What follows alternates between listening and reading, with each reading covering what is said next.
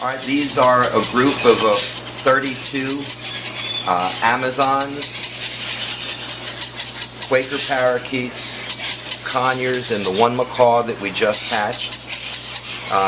They're all 5 days of age or less. They're color-coded as to the day they hatched. And now I'm going to feed them. I'm going to use a 3cc syringe with an infusion teat cannula on the end, and now I'm going to start feeding them. And you'll basically, we suspend them so their neck winds up being straight. We don't go actually into the crop, but we go in over the tongue to the entrance. If you look at the side of this bird, you can possibly see where the end of the cannula is. And then we can fill them and begin to stretch them. That's the first two. Here's a bluehead pyonis. This is a sun conure. This is a green cheek conure that's ready to come out of there. Here's a red lord Amazon.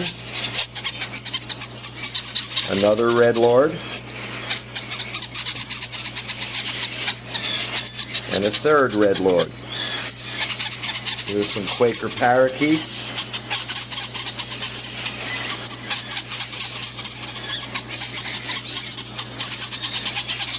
These had been fed approximately 2 hours ago.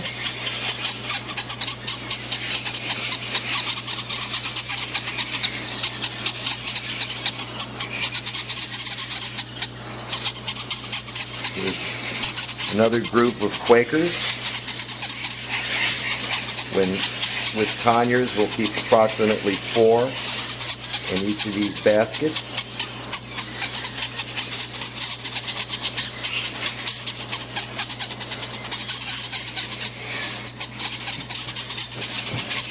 Here we have a Nande conure,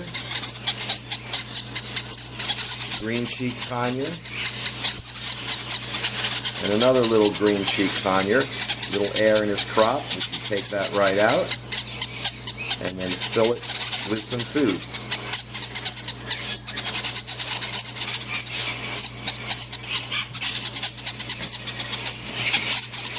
Here we have some more Quakers.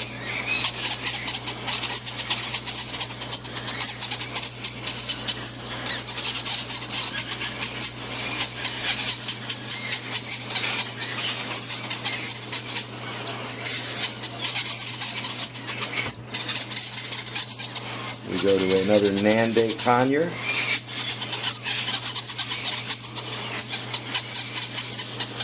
Another Nande.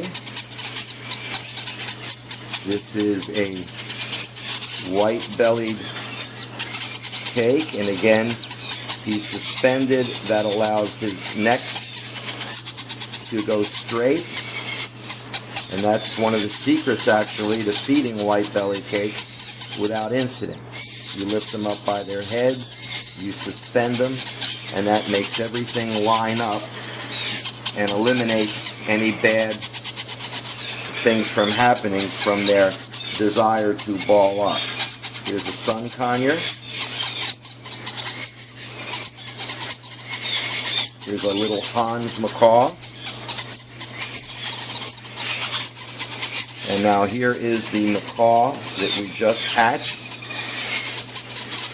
a moment ago, and we fill his crop with a bit of caution because it is his first feeding, and it'll probably be of minimal size. And there he is, off to a good start with his first feed.